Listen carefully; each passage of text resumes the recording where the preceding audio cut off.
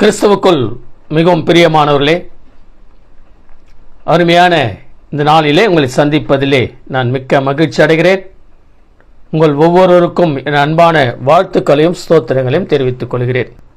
சென்று போன நாட்களிலே நாம் எதற்கு அடிமைகளாய் இருக்கிறோம் என்பதை குறித்து பார்த்தோம்.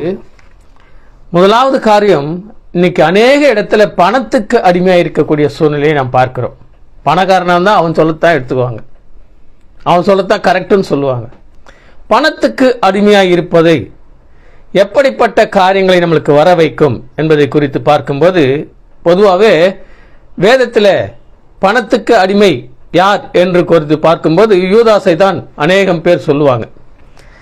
யூதாஸ் காரியோத்தை பொறுத்து பார்க்கும்போது அவன் என்ன பண்றான், பணத்துக்காக அவன் என்ன பண்றான், அவன் எப்படிப்பட்டவன் என்பதை குறித்து இந்த நாளில் நாம் மிக சுருக்கமாய் பார்க்க போகிறோம்.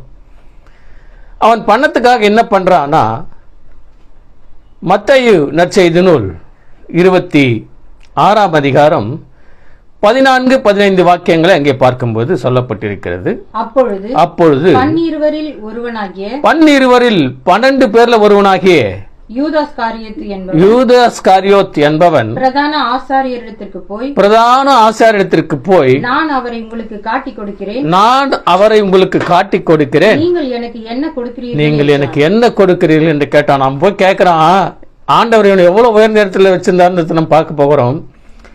அப்படியே அப்பட்டும் அந்த அற்ப காசுக்காக போயிட்டு நான் ஆண்டவர் உனக்கு காட்டி கொடுக்கிறேன், நீ எனக்கு என்ன தருகிறாய் என்று கேட்டானா.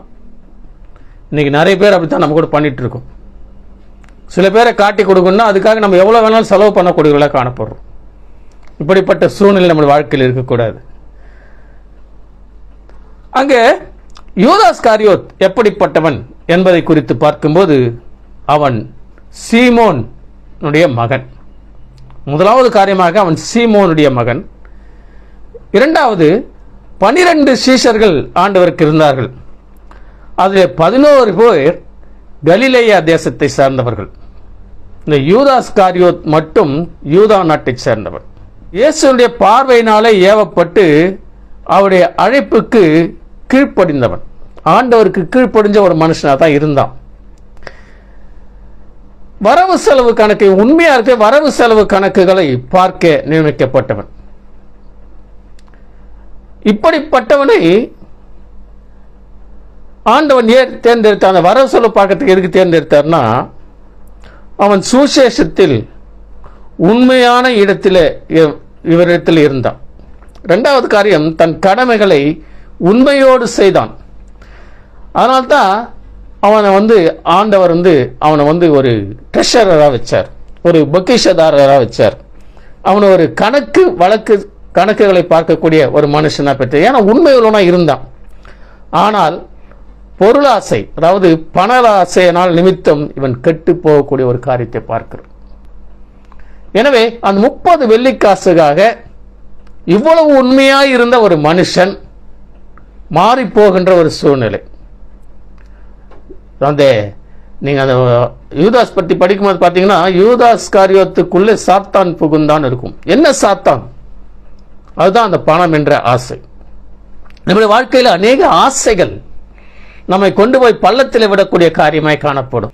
இங்கே இவ்வளவு உண்மையாய் ஆண்டவரோடு கூட ஊழியம் செய்த ஒரு மனுஷன், ஆண்டவரால் தேர்ந்தெடுக்கப்பட்டு அவனை ஒரு காசாளராய், ஒரு கணக்கு பார்க்க வரவு செலவு கணக்கு பார்க்க நியமிக்கப்பட்ட ஒரு மனுஷன்.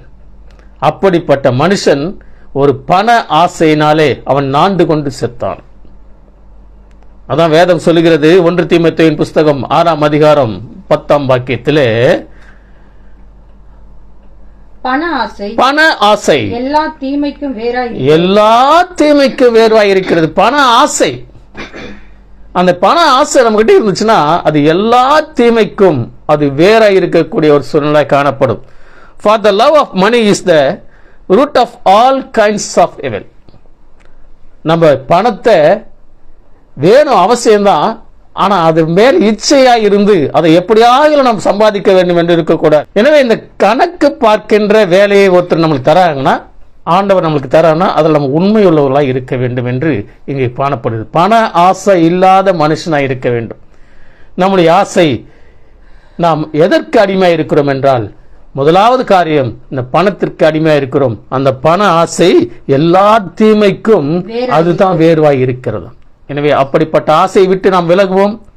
கர்த்தர் நம்முடைய எல்லா காரியங்களையும் அவர் வாய்க்க செய்வார்.